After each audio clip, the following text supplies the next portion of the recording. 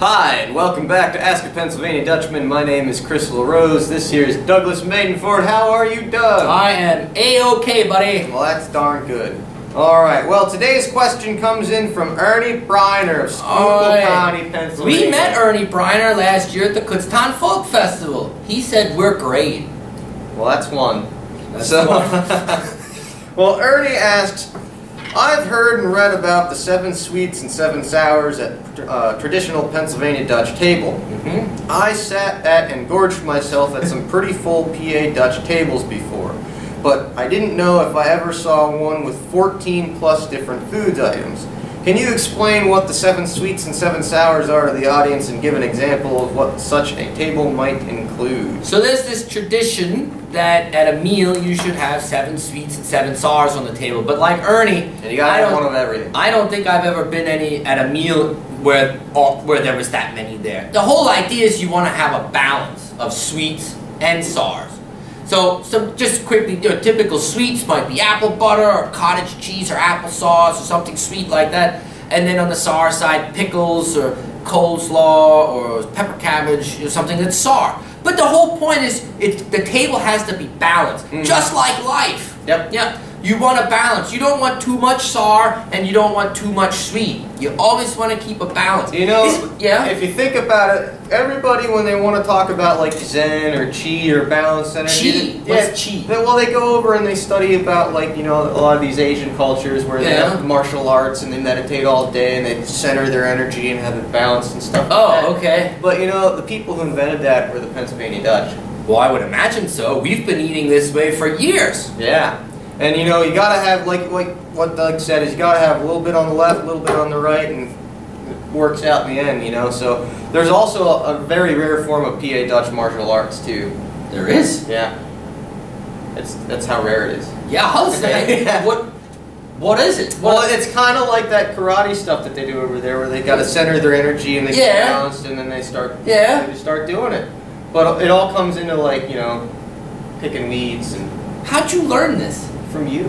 I don't balance myself. Well, you go into like this PA Dutch Zen state where you don't even know you're doing I think I'm at Zen state most times of the day. From the balance. I must be. The sweet and sour balance. I guess. Yeah. I try to keep it balanced. Life would suck if it was all one or the other. Yeah, that wouldn't be much. I've met people that are sour all the time. What?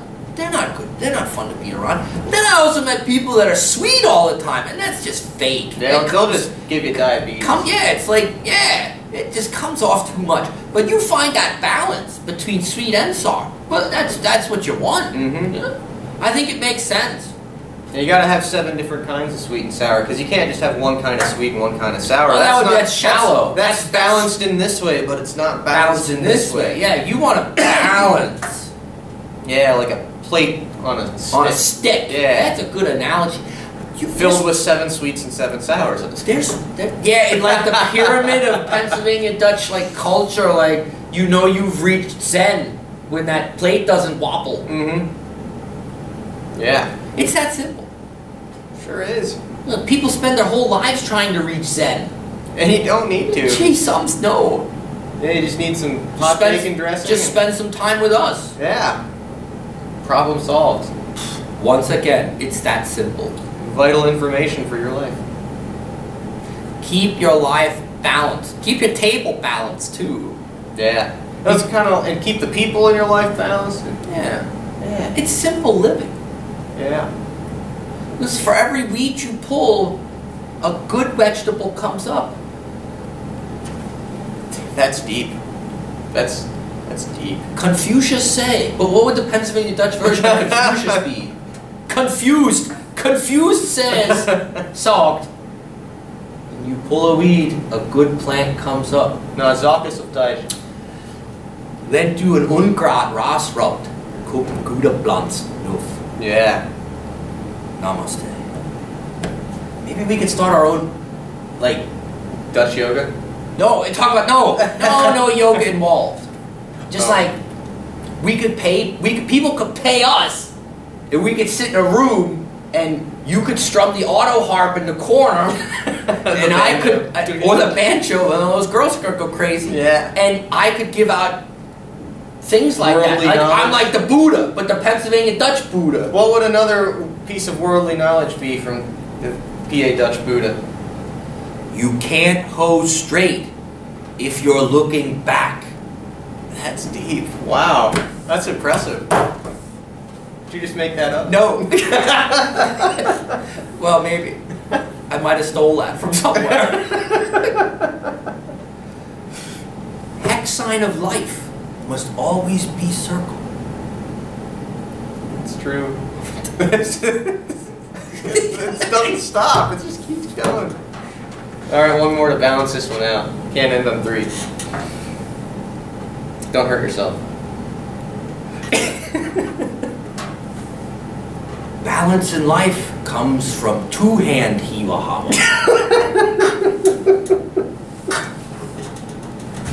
Can't have an unbalanced hila hop. It doesn't work. If you would like more information about the Dutchman Fort School of Pennsylvania Dutch Sen, come to my dojo. Is that what they call it? Yes, the barn. Come to the barn, 2nd floor up in the hayloft. Every Friday night we'll have moments.